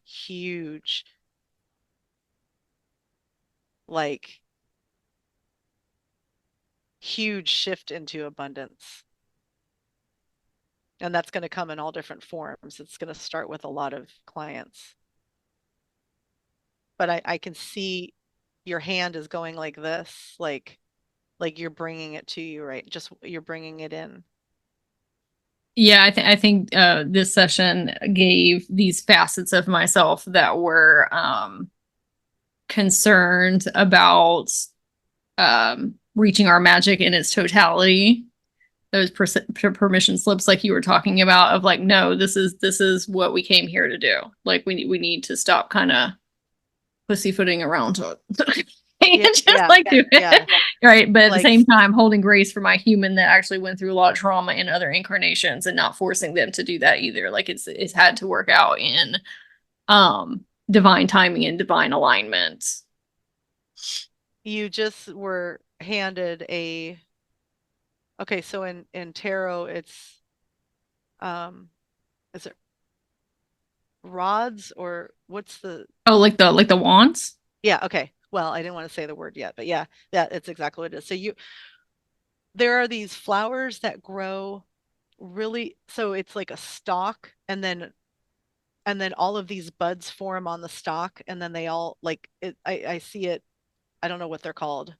They're like dark green, and they're long, and then all these little buds form as it grows up the stalk, and then the flower's pretty full on top. Mm-hmm. So you got like it goes from wand to staff to, there's a word that I can't get, but you were handed this, and it's like this really, it's a wand, and it's really tall, and it has all of these components to it that grow up it.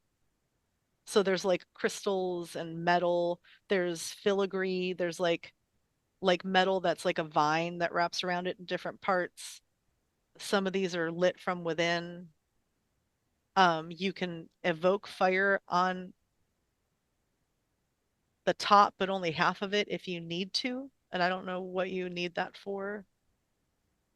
I wonder if that's a wand that I received when you and I did that group healing. You know what I'm talking about? Yeah, that I thought of that too, but I forgot already. Yeah, but this is yeah, this is cool. It's like 3 feet long. Yeah, something's like, oh, this has been curating since we went on that journey together. Well, we went on that journey with other people, and this is letting you know that this is like, oh, you can turn the fire on if you need to lead the way. So it has if people need to find you, you'll turn that on, and then all of the crystals around it will um project the light in all different directions. So it's like you'll be leading people out of the dark with this. Oh, and in like a really big way. Oh, we love that. Yeah. Yeah. You're on a I thought I saw a horse for a second. Well, it was actually like I was trying to figure out what I was seeing because I saw two of them. It's you're like on a magical carousel, but the one that has like it has all different fey animals, and then you're holding this, and there are two like mythical, almost like tiger or lion female. Um, it's a it's more like a throne that you're sitting on the carousel, and they're on either side of you. They're like flanking you, and you have a rich indigo colored robe on when you or dress when you use this. This is part of where this comes from. You don't have to ride the carousel to use it, but yeah, it's where it kind of has that. It's like movement. Oh, and then as you go around, it's showing you different things. So it's not like stationary somewhere. It's actually in the 8D astral. And when you're on it, you can you get to sit down and enjoy the ride in a sense, and then things are gonna be shown to you that you need, like information that you're gonna collect. I just had an awakening about something. So I was looking at myself while you were saying this, and I was like, oh no, we can't be that.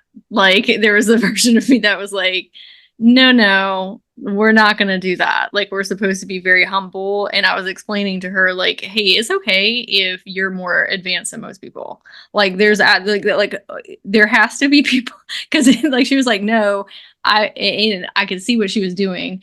She has not, out of malice or anything, has been kind of like blocking some of my abilities and gifts so they don't supersede others, because Because it's like she's like, you oh, hate go go ahead. ahead. You hated the family using that. Yes. And so she's like, well, that's what Yeah. we're not Oh, going to be condescending to others, or even unconsciously condescending. Like, if yeah. I'm talking on a verbiage level that most people don't understand, that's going to come across as condescending. And I was like, no. I said, No. there's got to be somebody to show people like what they're able to do. And if we're just continuing to not step into what we're able to do, then like we're not actually helping people. We're just barely helping Yeah, people. I just keep getting mastery. Like this is you are remembering your mastery. It has You can be incredibly humble throughout all of this, but you're masterful in this area, and there's no reason to not give it your all when you're sharing your gifts, because people are coming to you for more reasons than they realize. And so when you're tapping into your ability, you you have always been this powerful. You've already mastered these skills, and so it's just bringing them down to use them. But who you are, you're you are a the version of you here in this lifetime is a collection of all the lives you've lived up until this point. Even though there's no such thing as time, you've Mm-hmm. you've still collected so much knowledge. Like you've been on this path in every incarnation in many different ways, right?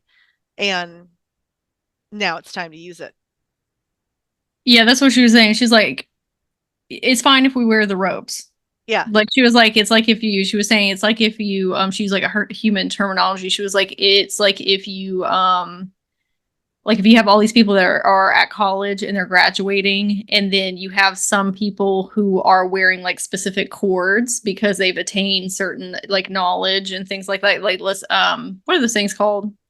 The Sigma cum Oh, laude, all right, that yeah. you get like a 4.0. But she was like, actually, you're the professor sitting behind them with the Yeah. professor PhD cords, right? Yeah. Like, it's okay to signify and to wear the cords and the robes, right? Because then that's how people know to come to you to be the one to help them. But I have had like a very big aversion to that. Like, I have been very much making myself and my org feel like I have been self-imposing, making myself small in other people's presences so I don't come across as condescending. And I'm like, we need to stop doing Well, that.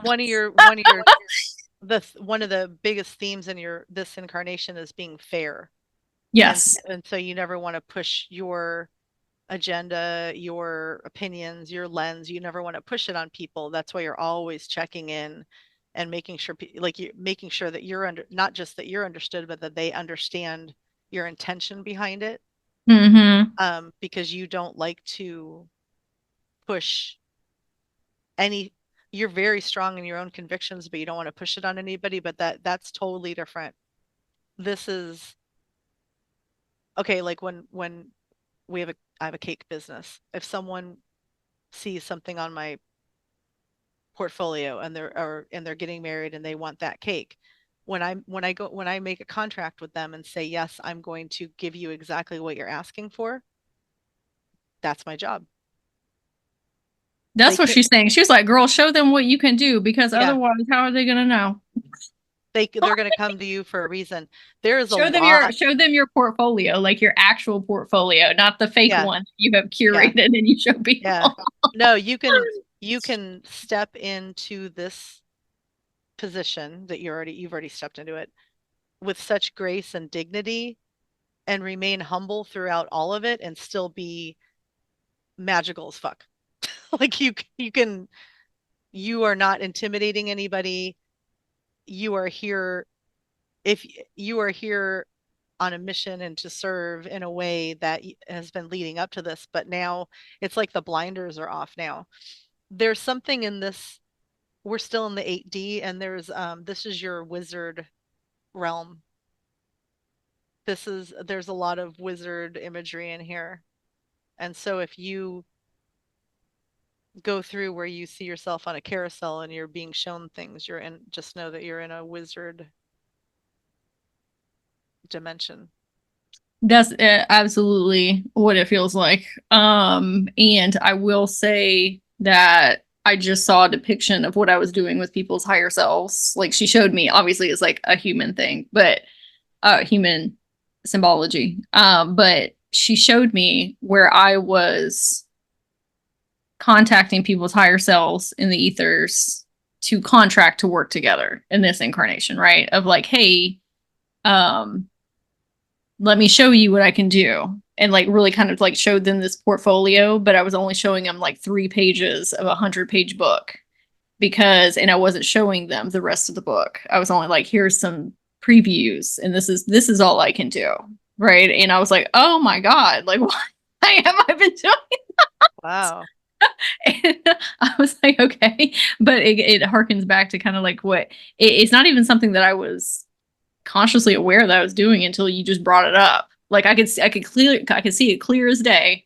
And I was like, why have I been doing that? Well, But it that's makes okay sense. because that's what Yeah. everyone's in need of to this point. Okay.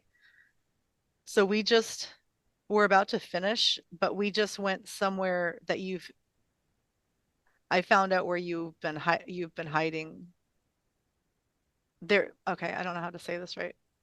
Um, there is a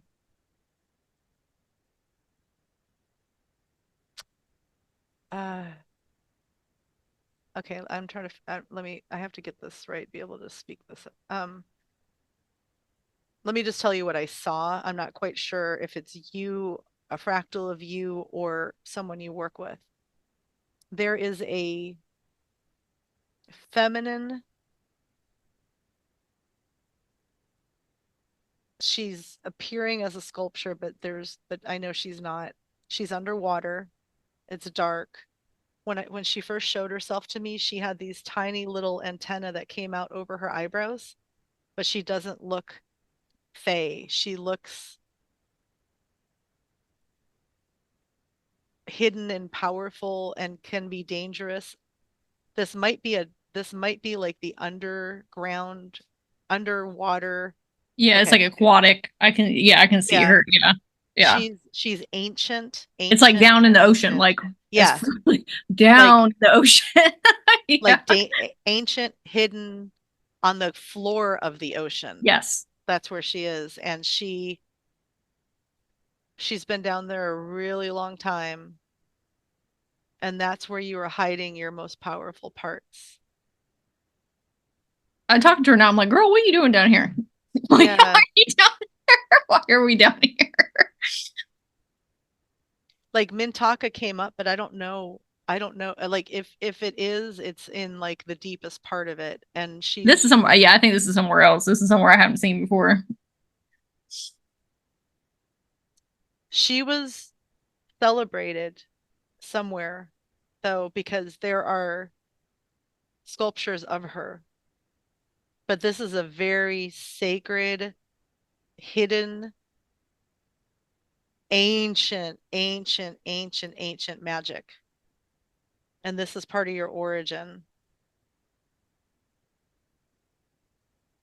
And now I can see like we're inside a cave and there's an eye. a giant eye like looking in at us, and we're inside this cave. It's not scary though. I just heard too that Medusa. I've always had Okay, kind of like I've dude, had this I like almost okay. said Medusa and I Okay, okay, didn't okay, because okay. it's not her, but I Yeah, almost it's said it. not. Yeah, yeah. Yeah. So I've always had this like interesting connection with Medusa where it's like kind of resonated, but then not at the same time. And what I heard my higher self say that Medusa's archetype is actually derived from her. Because she has a tail like a mermaid, but Yeah, she's very imposing. Her hair is wild. yeah, she intense. But and these little like tiny um antenna come from like the inner, they start at the inner part of her eyebrows, and they're not very big, but they're on her face. And but she's humanoid. She looks like a human. And she is like intensely powerful and intensely ancient. And she was known because there are like she was honored and celebrated. They weren't afraid of her, but they were aware of her power. Oh, I okay. She's part of the she might be Anunnaki. She's part of the original Cedars, but when they brought humans here and they got to that point when they realized that we can't coexist with them, they went underground. But she didn't care because that's where she's from. So she's held court and she's been a powerful figure throughout time, but the civilization that she existed in was one of the first. Like we're talking like millions of years ago kind of energy. It makes sense why I have been okay. So I'm finally at a place where I can channel just directly from different incarnations of myself and not have to learn modalities on the 3D human plane. I can just channel directly from other persons, right? That's where I'm getting a lot of the abilities that I'm able to do. And that totally makes sense with all these other incarnations already not feeling safe with all of this stuff. And then me actually having trauma in this human incarnation from magic. And then why I have been hiding pages of my portfolio, let's call it portfolio. Yeah. Because my incarnations that are closer to me like they don't know, but they knew that there was some deeper ancient magic back there, and they were trying to prevent me from getting to it, and not like in a malicious and not even in a conscious way, but like, hey, we don't need access to this because like all this stuff is going to happen. Right. Yeah. And so wow, that's so interesting. Like you don't even need to bring her to the surface. She can stay where she is. It's just that you have access to her now that you can see her. So I was just doing a chakra balancing to for everything that just came in. I wanted to make sure it all went to where it belongs and it's Mm-hmm. balanced. And it was interesting because I've never seen this before. There has been a um like a sword that I'm working on that has a golden handle up here with jewels. Mm-hmm. And that as I'm doing light language to balance it, my hands have been going around it. So there's something, I don't know why that imagery is in there, but that's part of the balancing your chakra. That's so funny because the book I'm reading right now, the activating book, okay, they just got to the part like today, where they were talking about these 4 swords that are part of like they're the oldest, like part of the oldest things on Earth, and there's fire, water, earth, and air, and they balance the elements. And the way that you just described the sword was the way one of the swords was depicted in the book. And so that's really interesting. It has something to do with the ancient magic that she's like connected to. So I that's saw very interesting. I saw it go down and hit the earth under the water and like stand up. And then I saw this energy come off of these parts that come up around the handle as you were talking. think it's that. giving me very much like Sword in the Stone vibes. Yeah. Yeah. But Yes. I've never seen anything attached to balancing like chakras before like that. And now I'm seeing a bunch of DNA strands, and the it's I don't know what to call it other than that, where it's like two strands that keep going in a circle, um, like a column where they both. How am I trying to say that? Um, and then there's dots and stuff. So these are all light code. This is like light language coming in, and it's from beneath your feet and above your head. So it's like the column that you were in earlier, but it's just full of all of these double helix strands Mm. with dots, and it's still going. You have an activation happening on a on a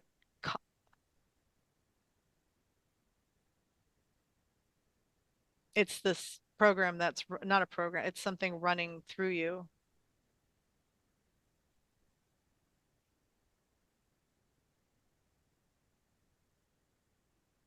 Yeah, I can see it. I can see it going into my templating grid, if you will. I don't have a good word for it, but what I've been calling things like structural systems. Yeah. Yes. Well, they're long, and they're just almost like fiber optics running through. Mm-hmm. Okay, That's how I was seeing them. Yeah, yeah. and like the wall. Yeah, like in the wall. Yeah. Now it's in your eyes. You're getting a energy going.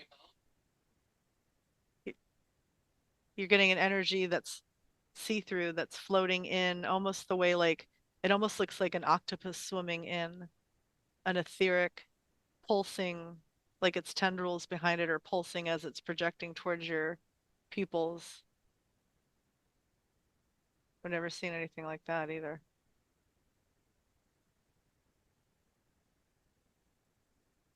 And now you're looking up, and so your eyes just got activated. Yeah, I can feel them like super intense in my eyes. My eyes are like having a hard time staying open. And you know what's funny is like maybe like 4 years ago, I had an energy reading with somebody, and they were like, "Oh, you have this octopus that lives in your throat," but it's not an octopus. It's like a light being. Um, Yeah. Protected me for like a really long time, like in other times and spaces. Um, This just I was wonder if it's something a small odd. octopus. It was like kind of like a jellyfish to an octopus, but it was see-through. It was etheric. It was just an organic structure that as it was being propelled forward, it was using its tendrils to keep going. Um, but it was an energy, and it was going in to activate your eyes.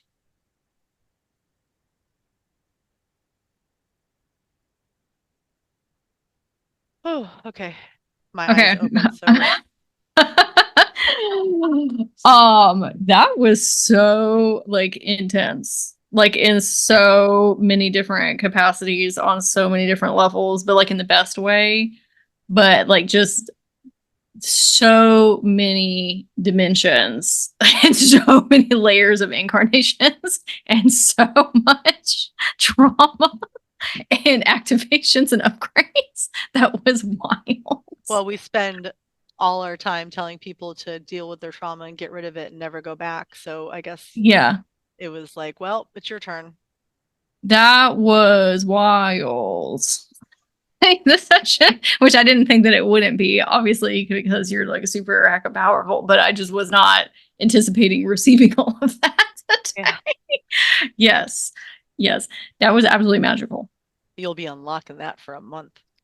Yeah, I'm gonna have to. I was while we were talking, I was like, I'm gonna have to re-listen to this like several times because there was like so many layers of reality and dimensions and like things that I was having a hard time like keeping up with chords. I was like, oh, we're going through a lot right now.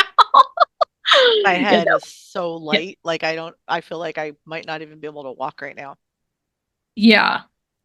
That My eyeballs are like, I feel like I just got new brand new yeah, eyeballs put into my sockets. Yeah. that last part with the double helix, like that was some type of reconnection on an ancient and galactic level at the same time, because it was way below you and way above you, and it was coursing through you,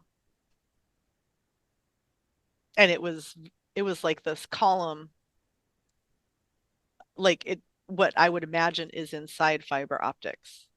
Like if you Hmm. were to open the cord and you would just see all of these separate lines of importance running to, to bring information down and up at the same time.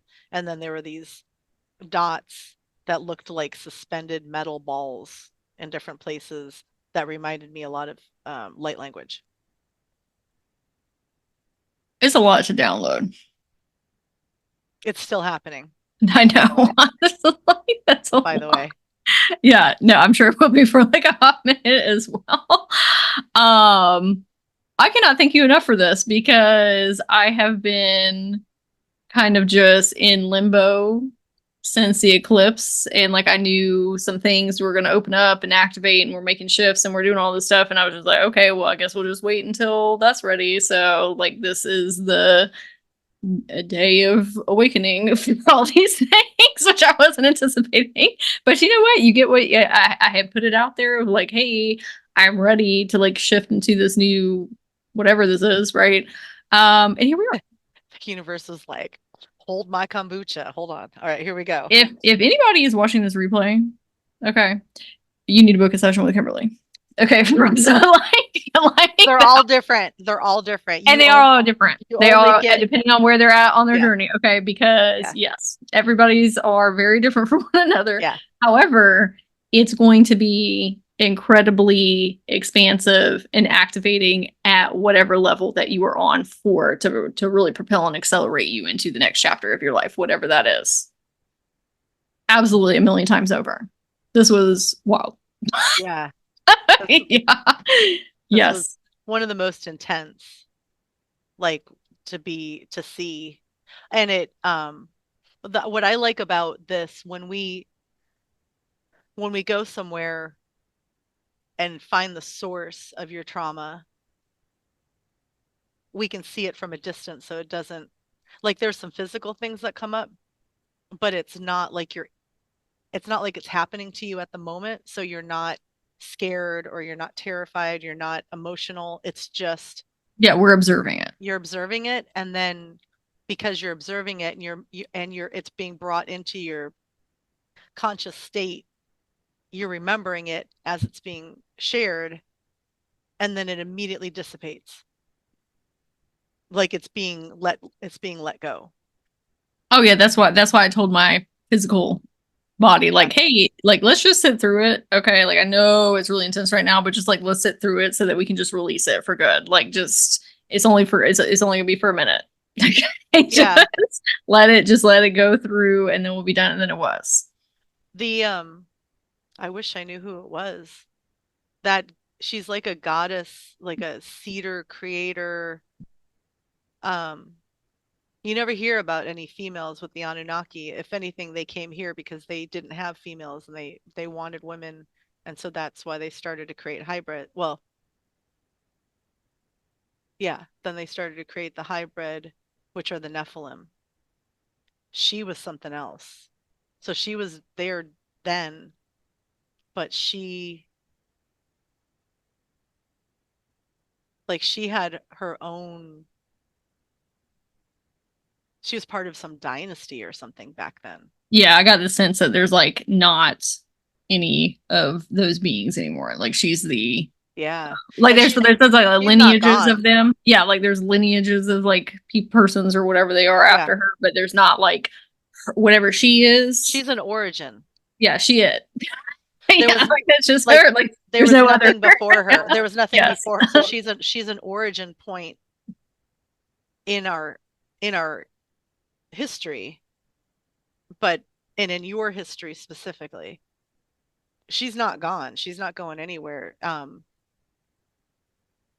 She's pre-Atlantean, but she did have some influence on Lemuria and Atlantis. I was about to say, I think that she's probably the seeder of a lot of like Mintalkin and Lemuria and Siri, like everything that has to do with being like water based. That she's some type of water based being that is coming from her DNA or something like that.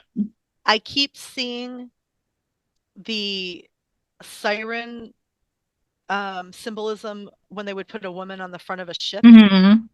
She is part of the reason they do that. And that's ancient. She's like before the mermaids. She's before the siren. Yeah. She's before all of those people. And I don't know why. Like I'm curious now. I want to look up why they, because you always hear of like a maiden voyage or whatever. I don't know why they put a woman on the front of a ship, but she's the source of that. And that's why they were afraid of sirens and afraid of, because men have always, I'm not a man hater, men have always been afraid of women's power, but this one, there was a good reason. Yeah. Yeah. Yeah. But she was also very fiercely protective. And her magic is so strong that like she has no enemies, but her being private and secret, her mystical realm needs to be kept secret because it's not for everyone. Yeah. And it could do some major damage if it was found, because she would have to do what she needs to do to keep it secret, but she's not looking for that type of confrontation. Right. Oh, she's that also is one of the reasons I had to go ahead. She looks like Fiona from Shrek.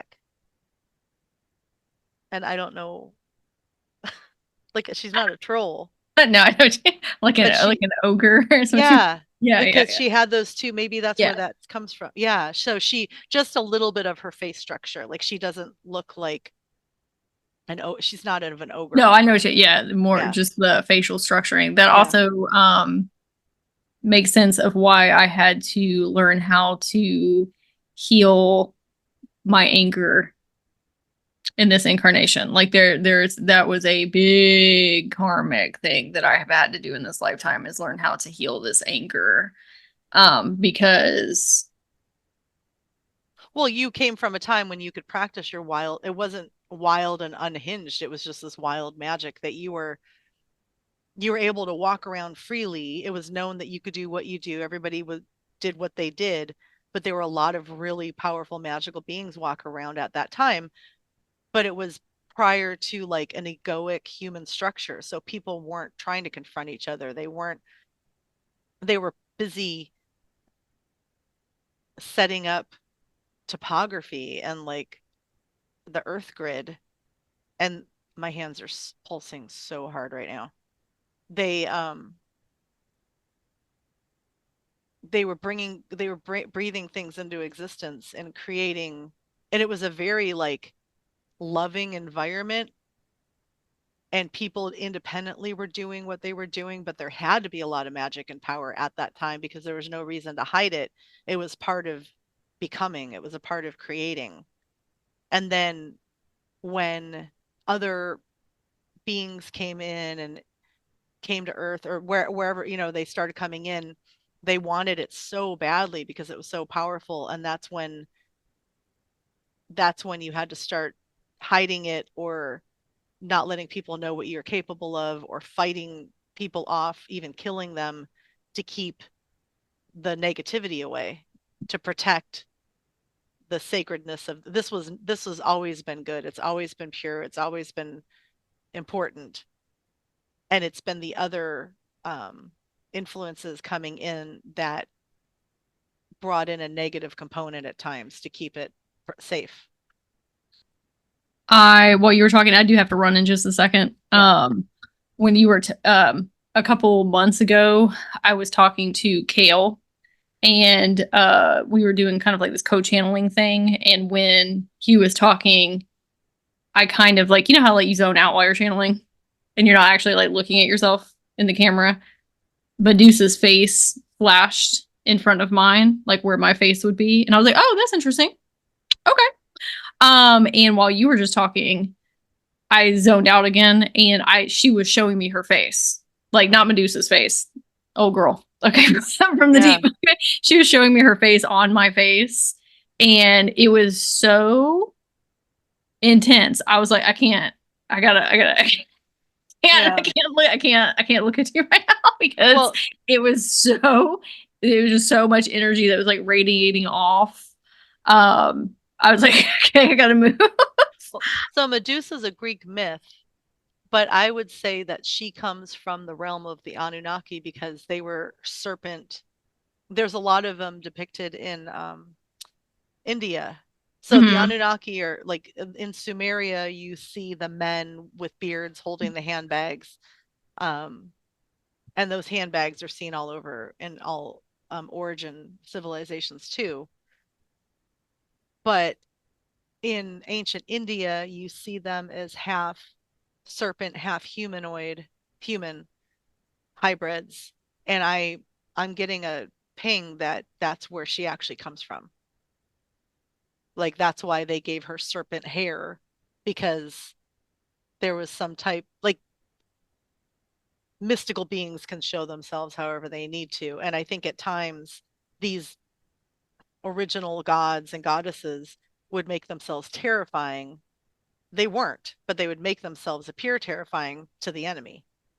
Because that's how she's showing me her face, and I was like, girl, like, like that's really intense.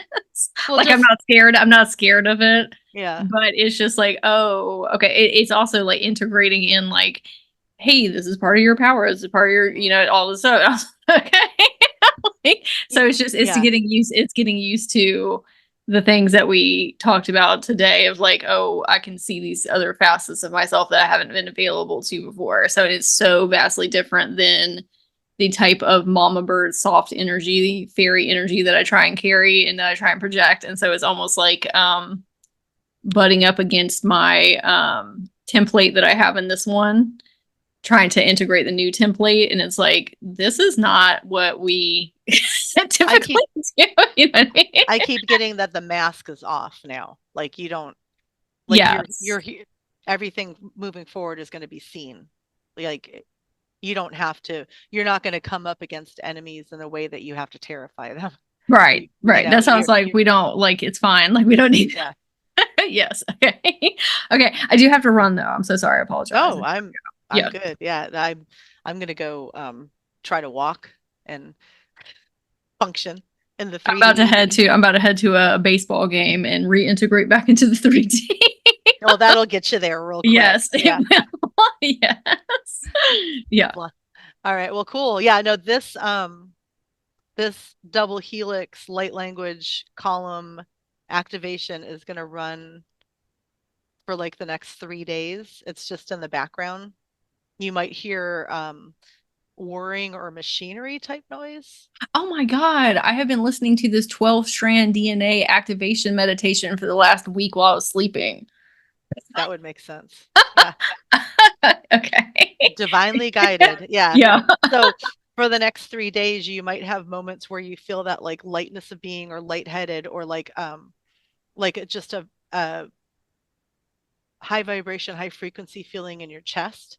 And it's just doing its job and it's activating and it's finding the centers that it's going to stay in for a while and stuff. But it's just part of the activation. But it'll happen over 3 days so that it doesn't take you down physically.